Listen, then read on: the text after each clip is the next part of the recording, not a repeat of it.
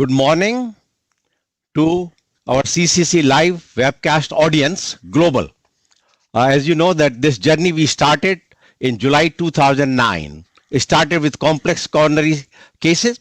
Then we added in 2013 endovascular cases, which are done now once a week, every week, once a month. Then we added in 2016 the structural cases, which were done once every other month, which became in 2023 every month. So clearly now we have the teaching all 3 weeks of the month. So many of you asked what can be done on the 4th. So we worked hard to it. So we felt we do some different type, and particularly imaging taking the center stage. So as of this month now, we are starting our new series of intravascular imaging, step-by-step teaching and approach of the complex cases and decision making, and you'll hear more about it. In addition to imaging, there's a lot of interest on the microvascular disease, although some trials have been questionable at present. But idea is the 4th week of the month, in addition to the complex coronary, then complex peripheral, complex structural, and now the imaging / microvascular series will start. So have a teaching all 4 1 day per week, 4 sessions per month. So this is, hopefully you'll all like it. We'll take your feedback. Many expert people are involved in this decision making and implementing this series. Lot preparation occurred, and of course the moderator here is Nitin Barman, and I leave it to him to start today's proceeding. But I once again thanks everyone for giving us confidence of the CCC Live, taking I would say there is no other conference in the world, despite so easy nowadays people can do Zoom, the amount of participants globally having 22 to 25,000 per month hits, which no other conference can achieve. This is all our tribute and gratefulness to our audience who are keeping us that way. On any conference we go, everyone says that how educational it has been, and this edition all will be further educational and keep us giving your feedback so that we continue to improve. With that note, I'll just hand over to Nitin Barman to start the proceedings for today. Thanks, Dr. Sharma. We're going to have to start teaching on the weekends maybe soon. Well, good morning, everyone. Warm welcome to all those around the world joining us today for Intravascular Imaging Live, a new and exciting live case series from CCC Live Cases, broadcasting as always from the Cardiac Catheterization Lab at the Mount Sinai Hospital in New York City. I am Nitin Barman, your moderator for today's session, a proud 20-year alumnus of this very cath lab and current lab director at Mount Sinai Morningside, just across Central Park. As Dr. Sharma mentioned, and as many of you are aware, the CCC live case format was launched well over a decade ago with live complex coronary cases and revolutionized cath lab procedural education by demonstrating live cases with practical teaching and real-time viewer interaction. Based on the tremendous response of this flagship series, as measured by live viewership, participation, and feedback, the format was successfully applied to peripheral and structural spaces. Well, today, as Dr. Sharma mentioned, we are very excited to extend that legacy to the new series, Intravascular Imaging Live. While imaging has, of course, made regular appearances on the live complex coronary series, the new series will be truly focused on various practical aspects of this technology in the lab. It is well documented that imaging-guided PCI is in the low double-digit percentages in this country. And while there are obviously a lot of reasons, one undeniable reason is a knowledge gap of the tools, image interpretation, and in understanding the evidence-based value. And today's program, we're excited to say, is a wonderful step towards closing that gap. So with all that said, let's get started. As always, we'd love to hear from you in our interactive chat, so please send us your questions right from the website or on YouTube.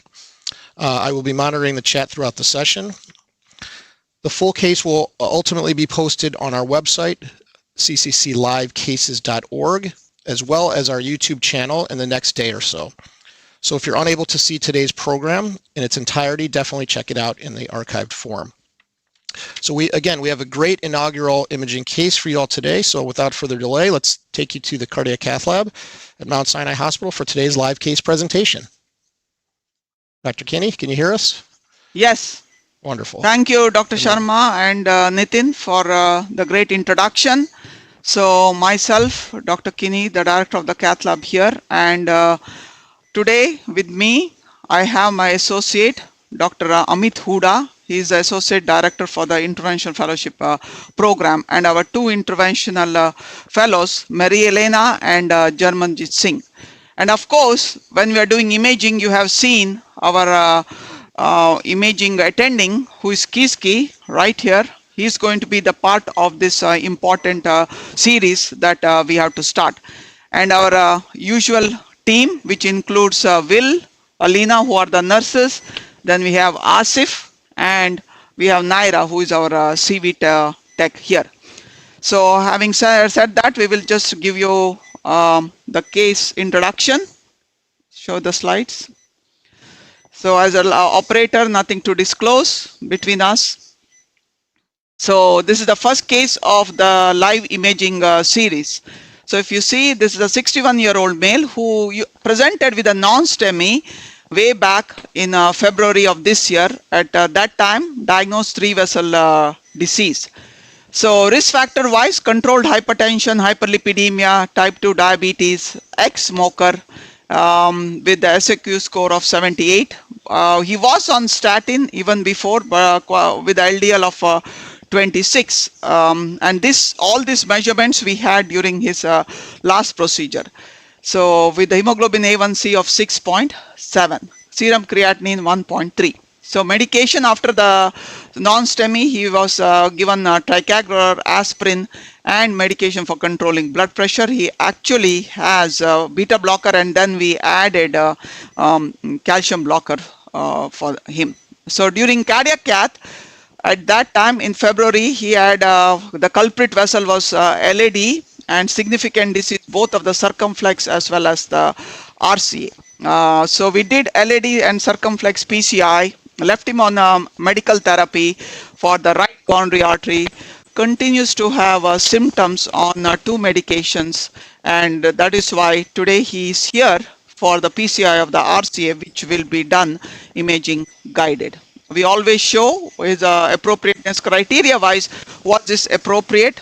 So the question comes in, if somebody comes with the non-QMI based on the current guidelines that you can do full revascularization at one time, or you can stage them, but no need for any intermediate stress test in between. In this guy, we left him on medical therapy, but since he had symptoms, that he is back here. So how are we going to do this imaging series?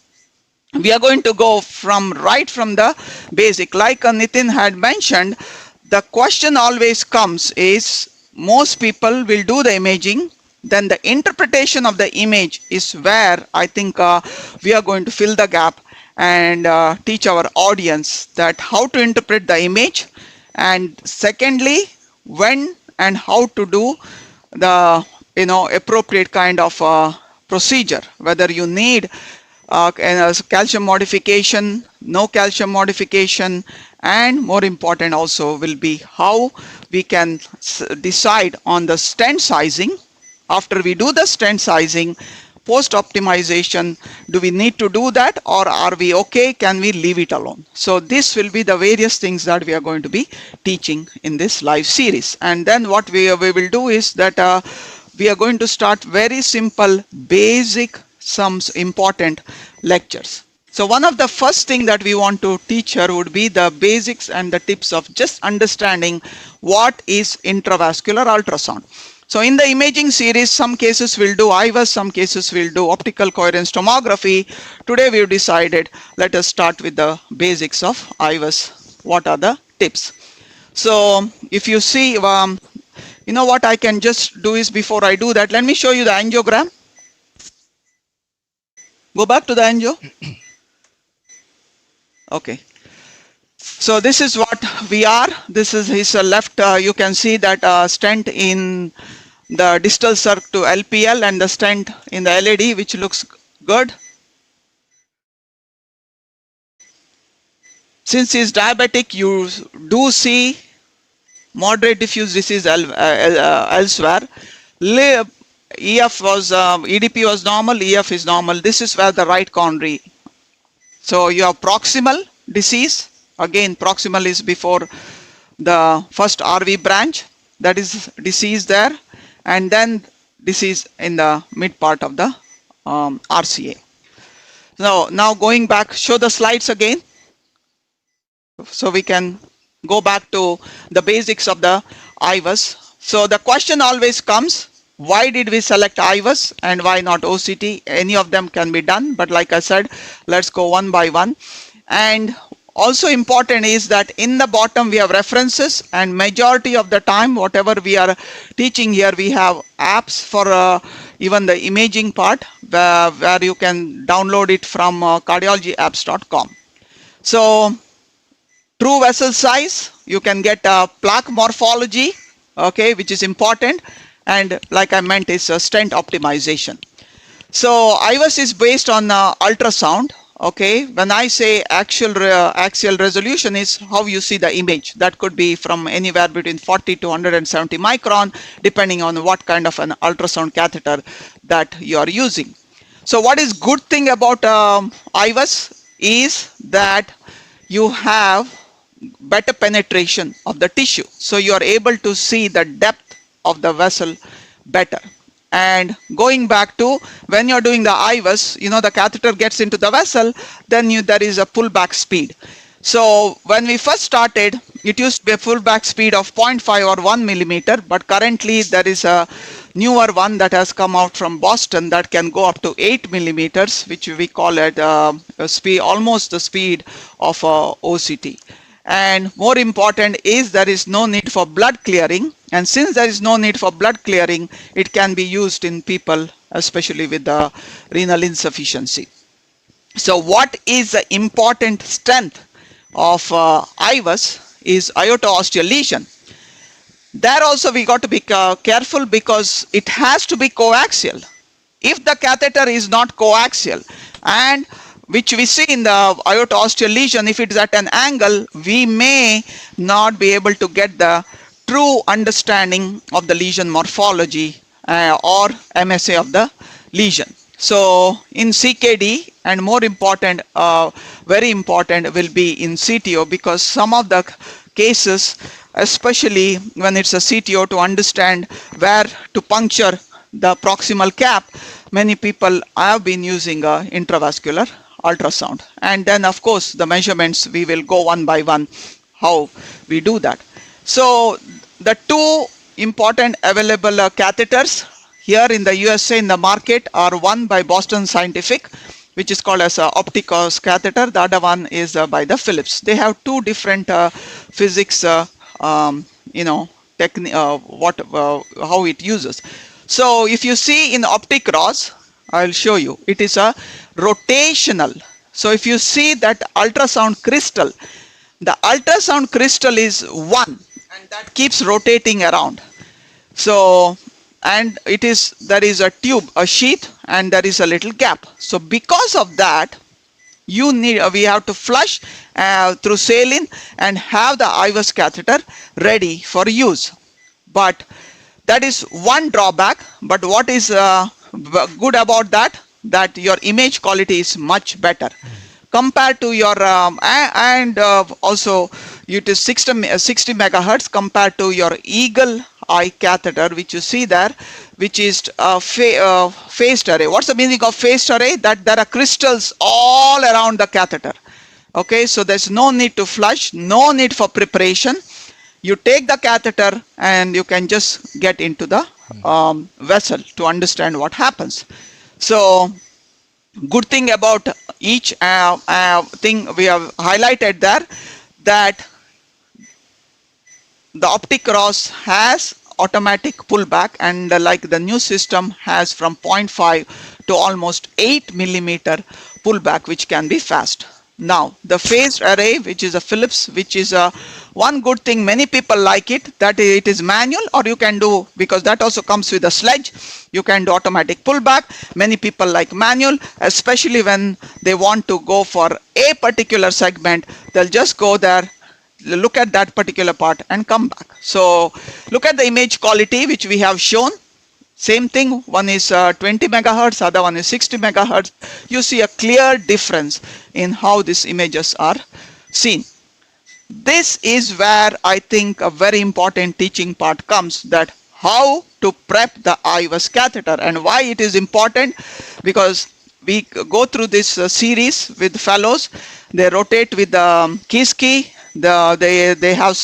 He goes through the teaching part. Then there is quizzes. They understand everything, and when they have passed all that, they are able to do this properly. So then I think Amit is also going to teach us how to prep this IVUS catheter. So if you see that, you open and then remove it from the telescope. Very important, 3 cc syringe, you have to flush it 2 times or at least 8 to 10 seconds slowly, so that it is only saline and there is no air bubble in between. If there is air bubble in between, what happens? Your image quality becomes poor. So see, if there is an air bubble on the left side, image quality is poor, because instead of the saline flush, which is in the blue, you have air in between. If there was only saline, look at the image quality on the right side. So if you see, like once you think you prepped properly, the IVUS catheter is in the body, okay, and then when you go inside, you see an image that is like on the left side. That means there is an air bubble. Okay, do not flush, because that air bubble is now going to get into coronary artery, cause slow flow. So if you see that kind of a picture, take it outside, flush it again, do it right, and then get back into the body. If it is, if the image is, to some extent not very well, then you can flush in the artery, because then we are telling you, if suppose whatever happens, if there is air, then you have to, keep flushing saline. And a very important thing is that if the hypotension happens, you have to ask the nurse to increase the blood pressure. So we will now show you how to prep the IVUS. Can we show the ceiling camera? Yeah. Asif. Amit, start. Yeah. So first of Asif is all- going to open, yes. Yeah, we are gonna get a sterile bag, and then we're gonna place the motor drive unit inside it. Loud. Yeah. So first of all, we got this trial bag, and one of your associate will hand over the motor drive unit, and you can see clear marking on it that this side needs to be up. So you just open the inner side of it, and where your associate will advance the motor drive unit, and then you can just unfold the plastic, and you see the face plate, this is gonna get snugly fit here. So once the face plate is in, then we're gonna get the catheter, and like Dr. Kinney mentioned, preparation of the catheter is the key, especially in the optic cross, because you cannot have air inside and you cannot flush inside the coronary artery. So that's very important. And like we have one 3 cc syringe, one 10 cc, a 3-way, and a plastic tubing. We're gonna get these syringes flush first, so that there is no air inside them, and then we're gonna flush the catheter. So make sure there is no air. That's the only thing we should make sure. So on this 3-way, you have to connect your 10 cc on 12 o'clock. Just flush the thing. So there's no air. The 3 cc syringe will go at 3 o'clock. And then you can connect the tubing here. And then you can remove the catheter from the bag, bring it out. This is the telescope which we were talking earlier in the slide deck. You bring it all the way down. That makes the flushing easy. You connect it here. And then, like it was mentioned earlier by Dr. Kinney, we're gonna flush with 3 cc syringe very gently. And we should flush at least 2 fill syringes to make sure there is no air in the system. and you're gonna refill with the help of the 10 cc syringe. So we are just flushing it, and it's going nice and easy.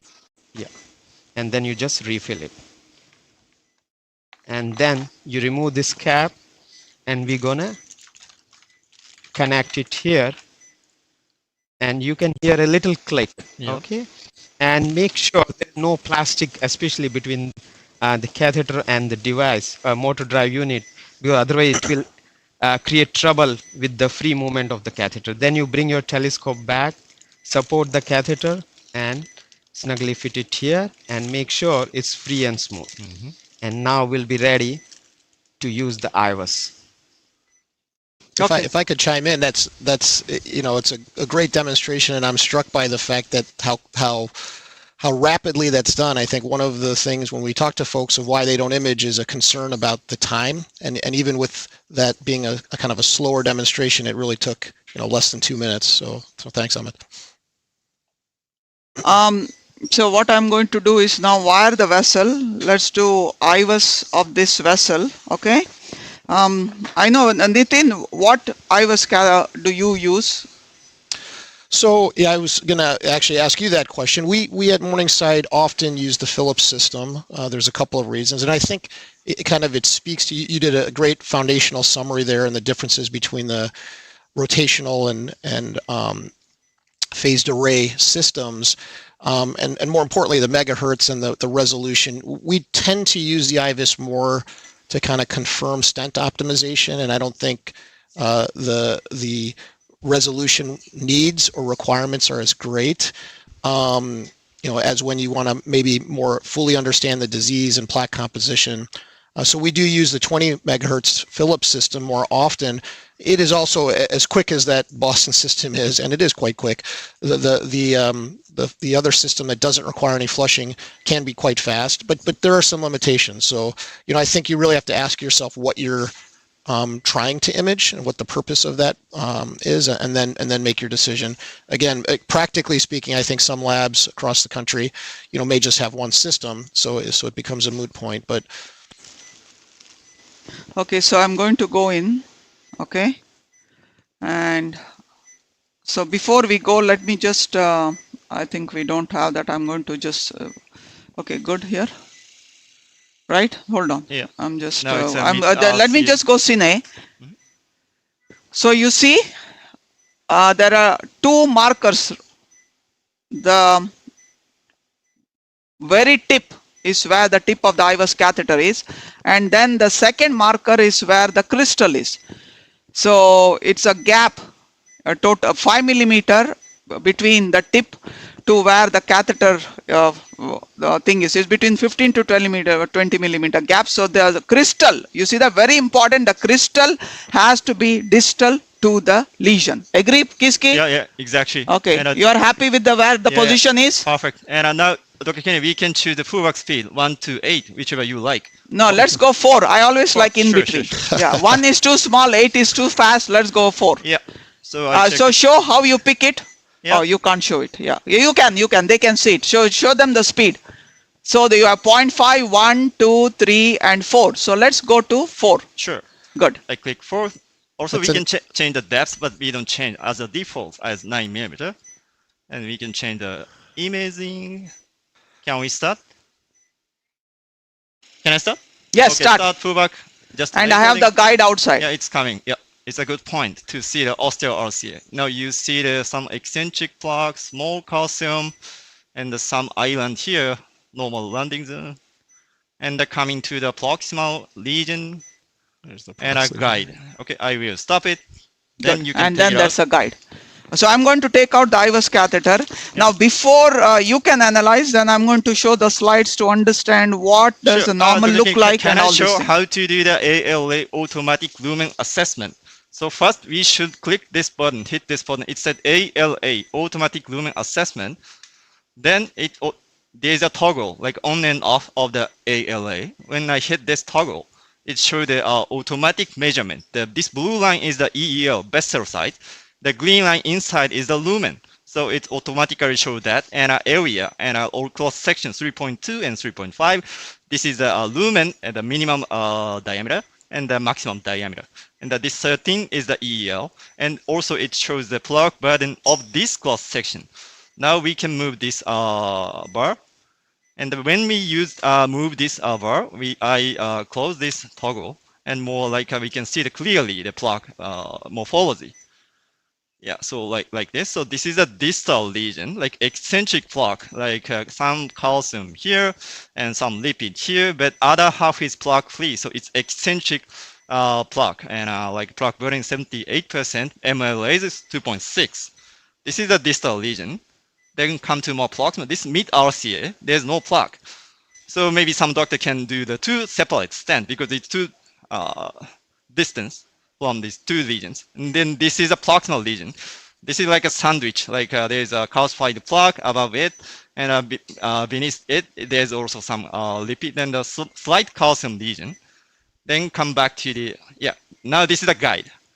So yeah, still kind of engaged of the catheter. So we didn't see the proximal landing zone, but we can guess the lesion length, maybe two separate stent or one stent, long stent.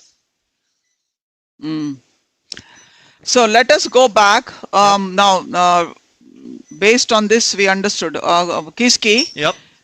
So the so-called normal segment looks to me like over 10 millimeters, right? Yeah, between the gap. Okay, so this is the, yeah, like plaque, almost plaque-free part is like a 20 millimeter. 20, yeah. 20 millimeter gap between two lesions. So, and then if you take the whole segment, 48 millimeter is not going to cover anyway. So I think based on that, so remember, if it is more than 5 millimeters, we can pick two different stent sizes, right? Yeah, I mean, two different stents. Anyway, there's a normal looking. What do you think, Amit?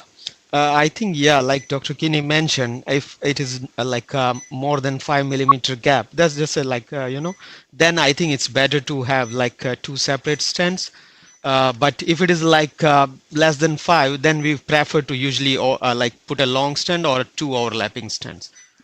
I might add, it's actually just such a wonderful case. I mean, one that certainly everyone in the audience may encounter, and I think, of course, this idea of tandem lesions and sequential stents or overlapping stents or non-overlapping stents is critical.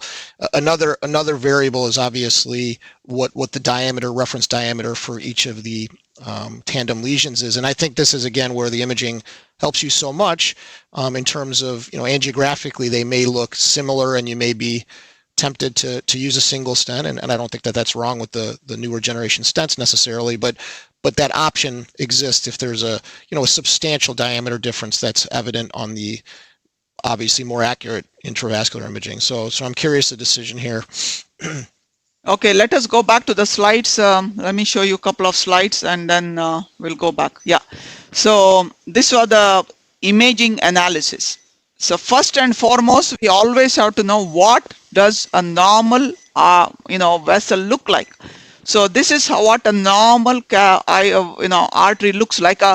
And we'll go over this because first we tell you what it should look like, then we go back to our case. So if you see here, what is a normal vessel? And you see what are those parts. So you have a intima, okay, the inner vessel, and exactly where atherosclerosis happens.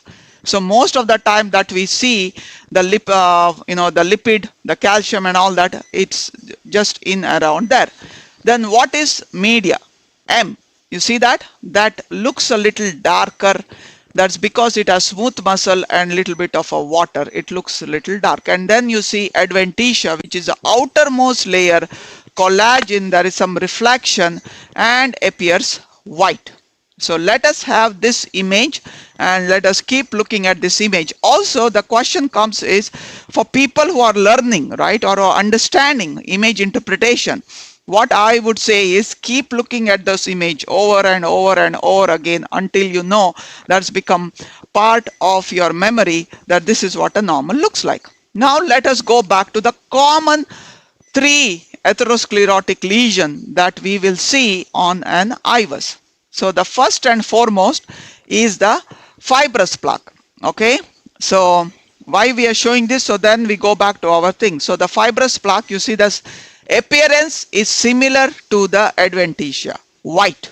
Okay, that is how it looks like. Then comes, what does a lipid or a soft fatty plaque look like? So what happens in the lipid? Whenever there is lipid, the ultrasound that reaches the plaque is absorbed. It is not reflected back. So that is why it is called as low acoustic signal. Means you do not get any signals back from the catheter. So low acoustic signal, that means it looks dark. So that is how a soft fatty plaque will look like. Then comes what is a calcified plaque. Calcified plaque, most of us know and everybody knows that it looks white. Why does it look white? Because the ultrasound is reflected. When it's reflected and it is captured by the machine, it looks white, and that is what it is, calcified plaque. So I think if we can keep remembering these things, that what does a fibrous plaque look like, what does the lipid plaque look like, and what does a calcified plaque look like. So this is the three common things that we will see on the things. So now, if people have not downloaded, let's download this app, IVUS Aid, which is free, both on Apple and Google. So why? Because exactly what I have been talking and teaching so far, everything is there. So key principles of IVUS, image interpretation, and we also show some pullback. So that is what we have there. So important lesion morphology, which we have already gone through some of the lesion morphology, and this lesion morphology and the various pictures we will keep talking in every of our live cases. So there is so much to cover. We will keep talking about that.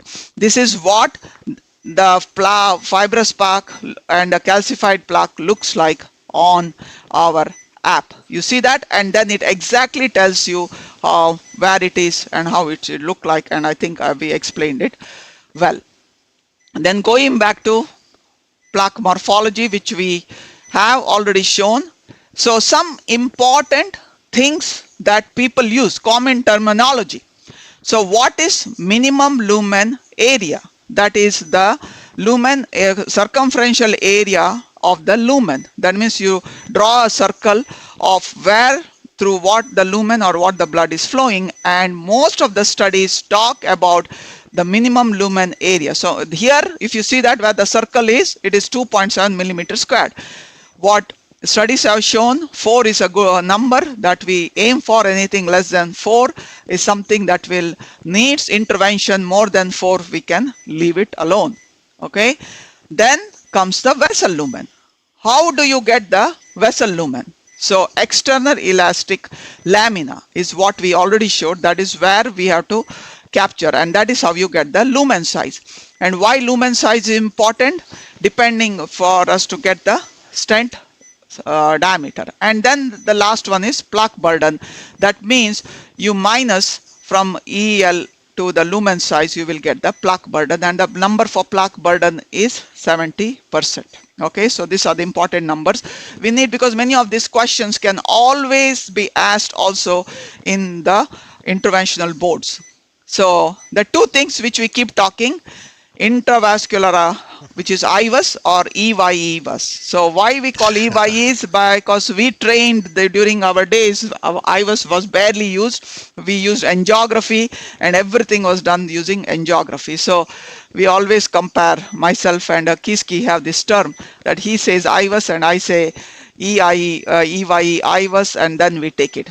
So this is our case today. What now we are going to talk is that to the next level. He already said how you would understand, right? So you are going to understand what is the stent length, stent diameter, and the stent length. But is there any other landmarks that we can use when we are doing imaging? Kiski, what do you think in this case? Yeah, so we can show the IVUS again. So for this case by angiographically, there is 3 big branches: sinus node artery, RV branch, and the acute marginal branch. So we show that. So this is a distal region, and during intermiddle the region, you see that like from 5 o'clock, there is a big branch. So this is a third branch on angio. That's the acute marginal branch. So this is the landmark. So when I bookmark here and go to the distal, and I see the landing zone here, so I can measure the distance from the RV branch to the distal good landing zone is now it shows the 10 millimeter. So this is a good landmark even without our angio correlation. We can communicate with the imager and operator. We should put the distal landing zone 10 millimeter distal to that branch.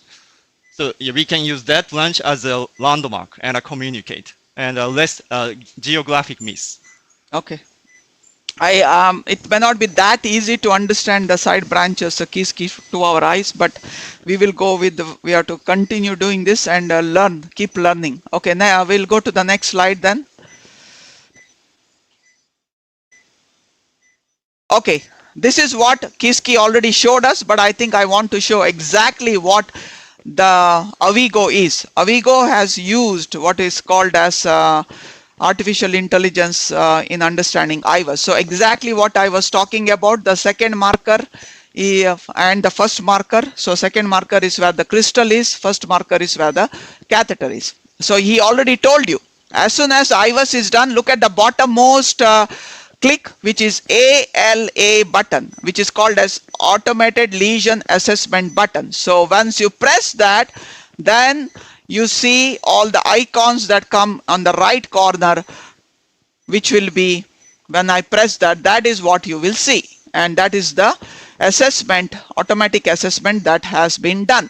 So the automatic assessment for the lumen, which we are looking for, like I told you, the magic number is 4.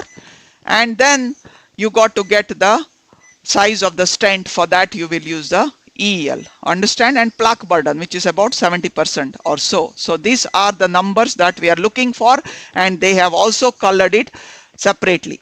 And how do you get the lesion length? He showed you in the bottom. So you get the distal marker, go to the distal normal looking vessel, put a cursor there, point mark, and then come to the proximal, so you get your lesion length. That is how you calculate that. You see that distal end, proximal reference, and that will be your automatic lesion length. So I think we made it clear so far. Then always he's saying double check with the AI output, especially when there is calcium and there is a combination of mixed plaque. Sometimes, not sometimes, many times when there is calcium, the numbers could be wrong. So always double check. So human eyes to date are still the best. So confirm it that it is giving you the right numbers. Dr. Kitty, if I could jump in, that a lot of great points there. You know, we've gotten several audience participation questions regarding the idea of how do you differentiate fibrous plaque from fatty plaque, et cetera. And that last kind of 5 minutes of summary is wonderful. And I think it's the crux of the imaging. You brought up some great points about really this is iterative learning and image recognition. And I wanted to just stress that you kind of talked about the app. The app's a great tool. You know, it's an opportunity to see a high number of images in a small amount of time. And it's really when that comfort level is there that the tool's effectiveness really comes out. And while these automated assessments are fantastic, I think kind of understanding what you're seeing on a basic level is really critical. So that was wonderful. Okay, so I think pre-assessment, we will let us start. I'm just going over quickly, but I think very important is once I've done this, Kiski is going back to this case, and then we are going to decide. First, we know what is we have to understand, and then we go there. So landing zone, again, everybody knows from normal to normal, and the largest lumen with a plaque burden of less than 50%, there should be no lipid, no calcium. This is ideal, but the so-called ideal coronary artery is often rare to see. You will always see some kind of plaque with some lipid, some calcium, but as long as there is not a lesion with a plaque burden more than 50, we are okay to land at that area. So just say normal to normal. Okay, then going to diameter. How do we pick a diameter of the stent? Always the rule is distal, right? Yep. So distal. So then two things we can use. EL, which I already showed where the EL is, the number, round up to the nearest, right, you go down. When it's EL, you go down because it's the outermost part of the vessel.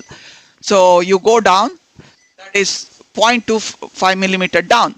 But if you're going to the lumen diameter, not the EL, the lumen diameter, then you go up. I usually like the lumen diameter, but Kiski always gives us an average. If it's EL, this would be the diameter. If it is other one is a lumen diameter, if we are using IVUS. Very important thing to understand, because again, distal reference and how you get your diameter of the stent. And length always proximal to distal. He's now going to teach us how to do it in this particular case. Okay, Kiski, let's go. Can we show the IVUS on the screen? Yeah, so we have two lesions. So first I will show the distal lesion.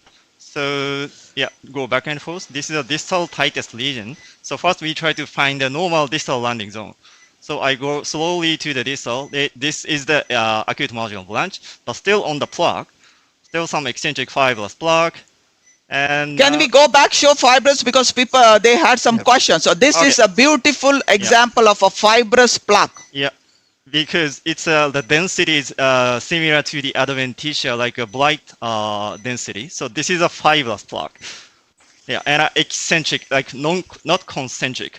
But when we go back to our tightest distal lesion, the surface is like a little bit high density and completely dark behind it. This is a calcified lesion, calcified plaque. Surface is bright and a completely dark acoustic shadow behind it. But like at 3 o'clock, the surface is not bright, just a dark attenuation. So it might be the lipid plaque. So this cross section, like a 90-degree calcium and other 90-degree lipid plaque, like mixed plaque. So this is the difference of the lipid and the fibrous and the calcified plaque. Okay, so come back to the distal landing zone. So go slowly distal. And like around here, we found like a textbook, like no plaque on it. We can do the dynamic review. And I hit on the toggle button. And it shows the EEL is average, like a follow. It's a follow EEL vessel. But the lumen is still like a 3.45 vessel. So, but it's almost plaque free, like a less than 50% plaque. So based on that rule Dr. Kinney mentioned, we can use the EEL based stent sizing. Its average is actually 4 low, and one size down, maybe 375 or 35 stent we can put based on the distal reference. And also we should check the lesion length. Now come back to the proximal. This is the tightest part, some branch, lipid plaque, and lumen is getting bigger, like around here. So it's also the normal landing zone. And the proximal vessel, actually it's interesting, like a same, it's not that much tapering. Proximal landing zone is also like a 4.1 vessel. So maybe you can put like 375 or 35 stent, and the lesion length, normal to normal, is 22. So maybe 24 stent or not. First so, you have to pre-dilate, right? Yeah, that's the distal stent sizing based on the That is a 3515 like 3524. Do you agree? Okay. So we are going to pre-dilate with a 3515 balloon, and I was planning to take a 24 stent. Okay, we will do 2 separate stents, 3524. Okay. Yeah, and actually, Dr. Kinney, proximal is much bigger. This is a distal landing zone or proximal stent. It's even the lumen, yeah, 35. So maybe you can put 4 low stent for proximal. No, proximal lesion. Yeah, proximal lesion 4 low. Yeah. We are taking care of second lesion first, and I think just by looking at it, if 48 is not going to cover it, so we need 2 stents anyway. So let's do 2 short stents. Everybody agrees? Anybody in the audience having any questions? Any more questions? Are they okay with our decision here? We'll give them a short amount of time. I think it's a great decision, and I think again the IVUS information kind of really allowed us to do this. I think I might have, without IVUS, been tempted to try to cover everything with 1 stent. But I like the strategy now that we see that information. And the predilation, that's another thing. I think a lot. Is it the fact that there was a calcified plaque as well that's leading you to do this? Yeah, down. The one is calcified and plus fibrous. You see that it's a mixed plaque. You saw fibrous, you saw lipid, some lipid, right? Yes. And look at that. I think our balloon length was smaller. you Is would that a have 3.0 taken balloon or a 3.3? That's a 3.5, 3.0 balloon. 3.5, That's a 3.5 3.5. balloon. Just because my IVUS seems like that's a little that's a little bit smaller Small? than the loop. Yeah, it looks a Yeah, little yeah, small. yeah. Maybe I know it is a 3.5, but looks smaller. You're right. I don't know. We may also have to go for the second. in the second lesion, correct? Okay, good. Now go up there. Down. It's So water every bottom. time slip Yeah. means want to take a cutter. Okay, go up here. I think a slow inflation might be able to capture Yes. it. Yep, there you go. Go. Good. It's a satisfying feeling, I'm sure. Okay, so you do see speckles of calcium, right? Let's do proximal. Now, could we have used, now we have a IM guide. Could we have used FL guide? Yes, that may be better. Yes, come here. Okay, dilate.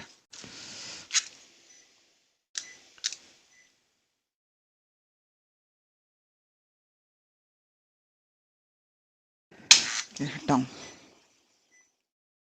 Now, Dr. Kinney, would you routinely IVUS after kind of your lesion prep here to just ensure that your landing zone is still intact, or are you comfortable with a post-balloon angiogram and then the original IVUS? Okay, if it was a calcified lesion and we did some kind of modification, whether it is rota, IVL, something, I like to do it just to understand, because we're still learning, right? With the various lesion preparation and calcium modification devices we have. But in this case, probably not. We'll take an angiogram and see. Let's ask Kiski. What are his thoughts? Means, Yeah, should we do another IVUS to understand, or we just go with the stent? Yeah, if you do another IVUS, we can confirm the lesion length again.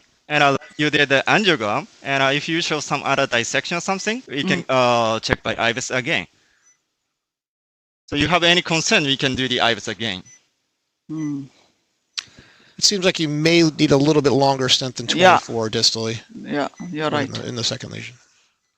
It does, because that is what it is. So, okay, angiographically, see, if angiographically you're right, if we were going to do angiographically, I mean, we all believe we probably need a 28 now, not 24, right, to cover it. Let's just quick IVUS it, so we sure. learn. Sounds good. Okay, this may be a 8 millimeter pullback. Oh, sure.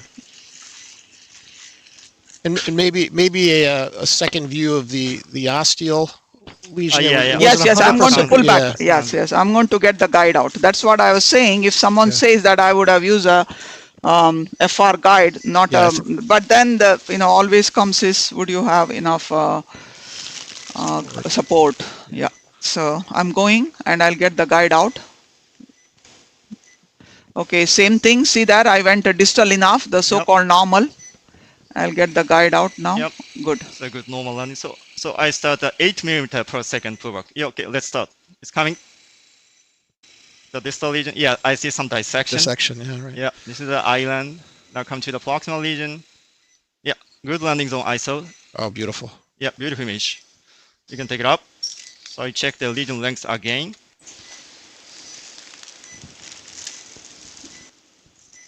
Okay, flush catheter.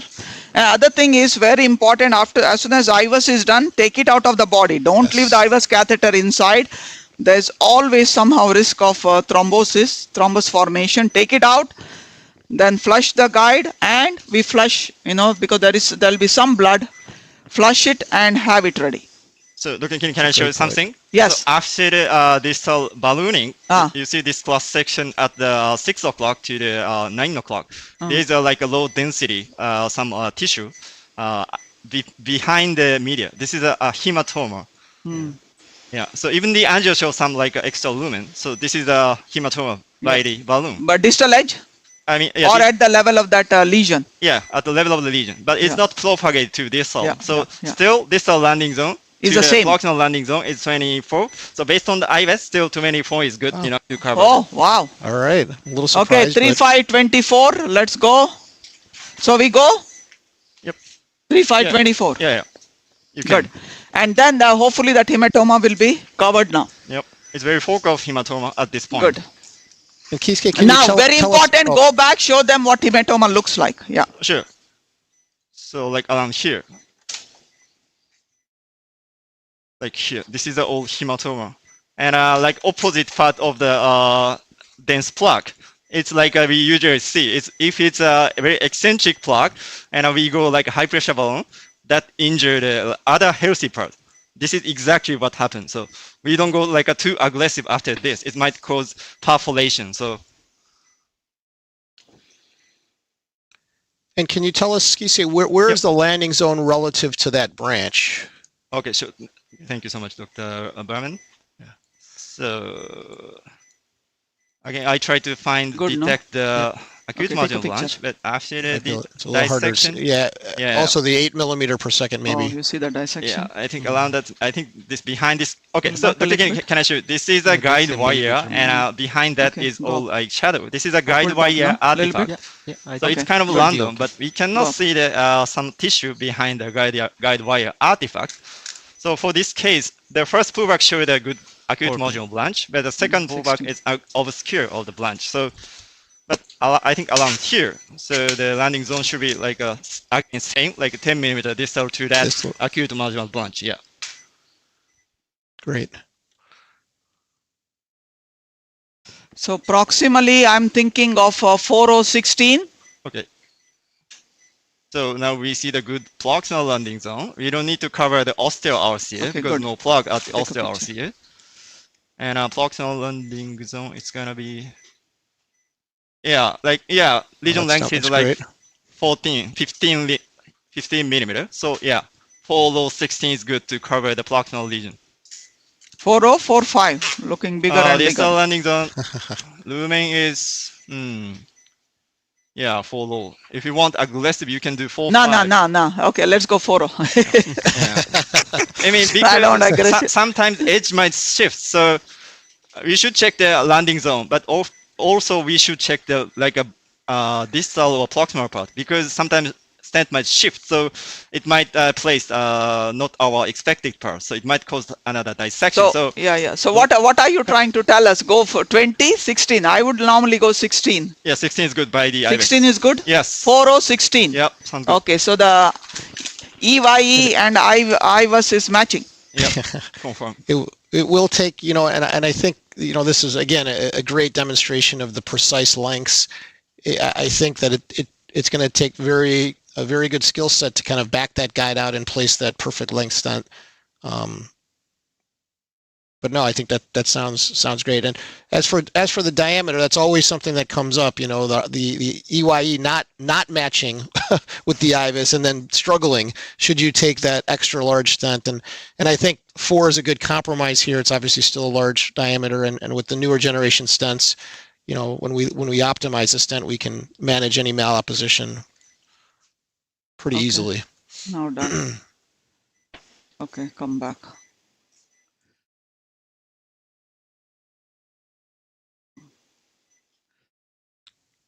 Okay. Have a nice Take a picture. controlled back out. Yeah. Yeah.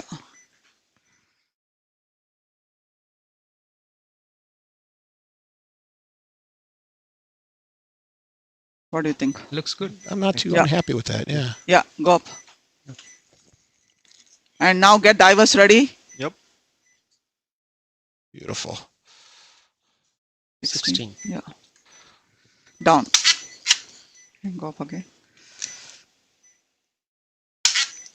I think when there's the true aortoosteal lesion, it really helps you to understand the distance from the ostium to that first identifiable branch, because as we know, it's sometimes challenging to get a true orthogonal view. So I think in this case there was probably a little bit of landing zone in the vessel, but Exactly. And Okay, another good. point is also Now, before I do the IVUS, I want a post-stent optimization, Beautiful. one slide to be shown, and then we do the IVUS, and I think then we are coming to the end of our session. Yep. it Go back to the beautiful slides. right now. Yep. Yeah, okay, go back to the slides. Kiski, so far good, so let us Yeah. teach what is a post. Okay, so this is stent sizing. Okay, so this is post PCI optimization. So after we do the stent, right, there are again a lot of studies telling us what we should look for and how. If we see, the most important thing is when do we need to intervene and when can we leave it alone.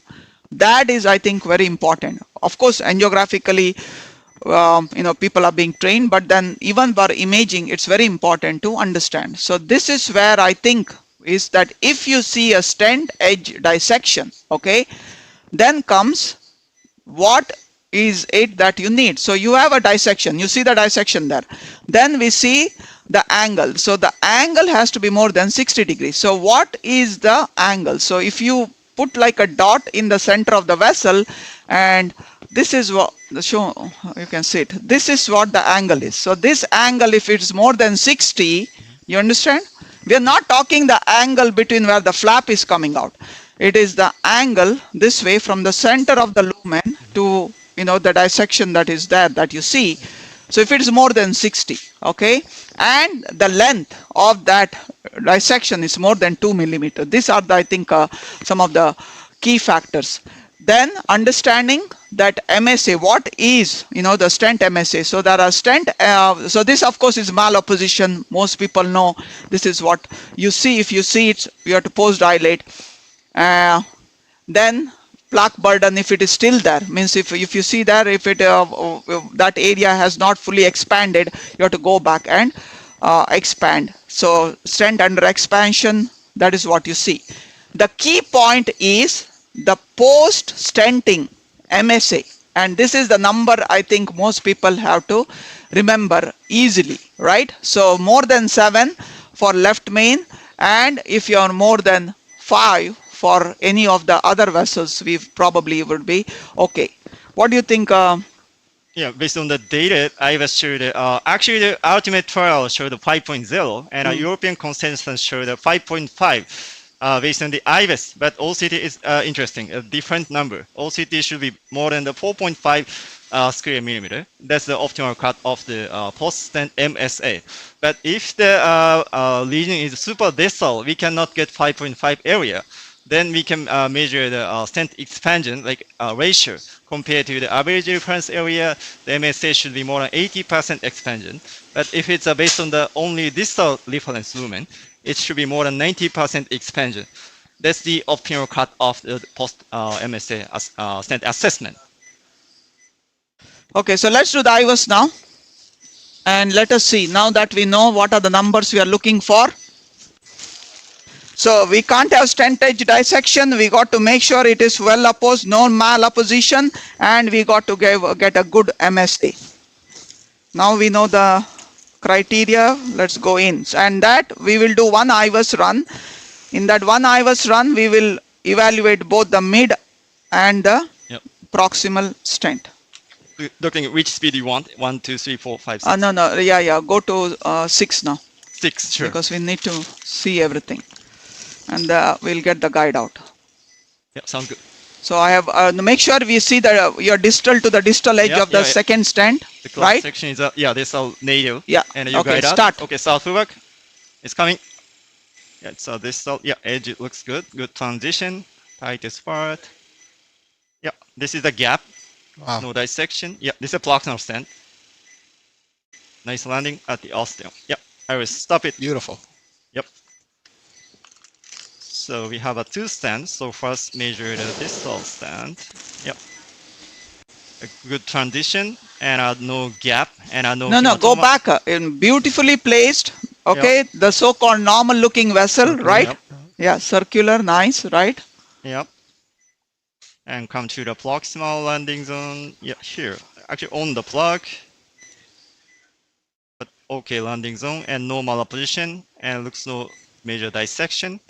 And if I move this to reference, it shows the MIN, it's a minimum area. And I click here, it shows the area. So now distal stent MSA is 8.1. It's large, more than 5.5. 5.5 is a number that we need to remember. So it is 8.1. Yeah, this is beautiful. Yep. Now come back to the proximal. Proximal. Yep. Now we check the proximal. This is the level of the aorta. Go Yes. inside. Still no stent, no stent.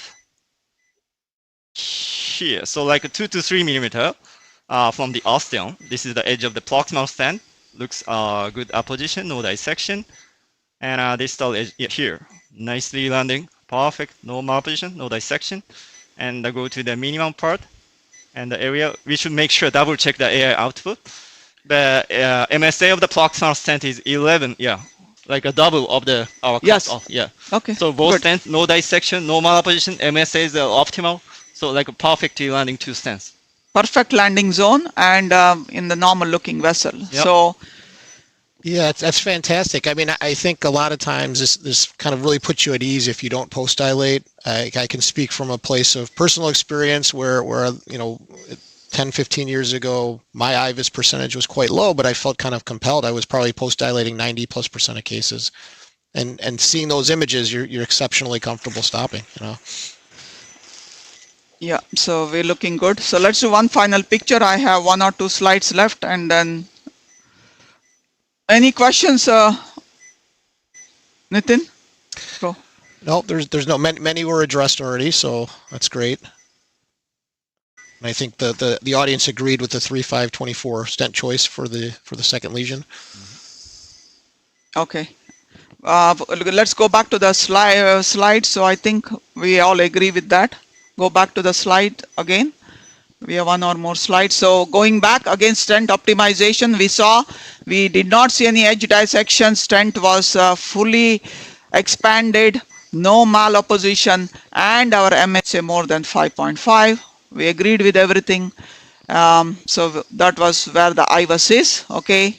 This is again the app showing us what a malopposition looks like.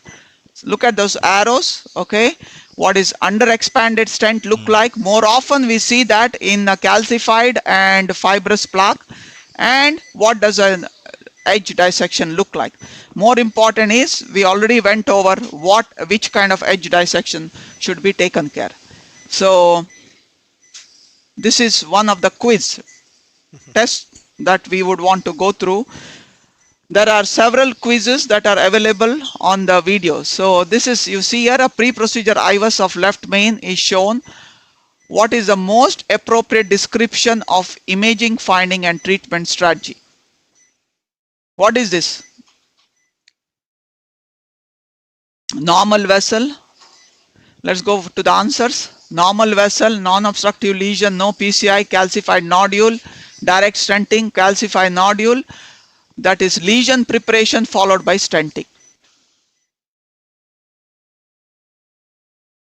Let's ask our fellows.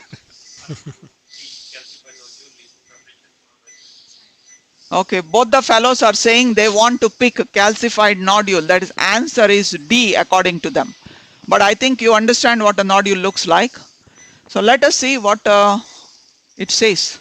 Wow, you got full marks. Calcified nodule appeared. Learn You from see the that? best. Yeah. So that is how the nodule looked like. So had filling defect. That is how. And then there is more learning, answers and all that, everything at that point. So only one thing that I want to show regarding data and guidelines. So guidelines are more and more. ESC, that was last year, they made it class A. And class A they use the word intracoronary imaging, and some places people use it intravascular, IVI imaging by IVUS or OCT is recommended for anatomically complex lesion, especially left main stent, true bifurcation, long lesion. And for this year, what did ACC AHA came up? That left main complex lesion, which is again they're saying left main artery or complex lesion, intravascular imaging especially important in acute coronary syndrome. In ESC was chronic coronary syndrome. Now since we are coming to 1A, means everybody is becoming a class A indication, that is why I think this new series will be very important, like we said, in image interpretation and understanding what technique to be done to take care of that lesion. I think we are done at this stage. If you have any questions or anything, Nitin, you want to add? Yeah, I would like to add. I mean, I think that, you know, there's definitely a gap here in utilization and knowledge. And I'm going to share a story almost 20 years ago to the day, something you told me as probably one of my first teachers in the lab, that your eye only sees what your mind knows. And I still remember that, and I used that quote. It was 20 years ago in July of 05, and this is a great step towards that. You have to put the time in and learn these things and learn these images. So you know, credit to those that are taking time to participate in these types of things. For you, Dr. Sharma, who've committed to these educational platforms, they're really remarkable. And I still, to this day, you know, I learn things even in today's session. So, you know, congratulations for this. You know, it's a fantastic work by you and the team there, of course. Another great case and a great initiative. So with that, I can wrap up. You know, thank you all for joining us today for this exciting case. This recording will be archived on ccclivecases.org later today. Intravascular imaging live will occur every month, as Dr. Sharma had mentioned at the start of the program, and we'll let you know about upcoming cases. The next case is currently scheduled for Friday, June 6th at 8 a.m. Eastern Time, so mark your calendars. Thanks again for joining us today. Have a great week. Take care.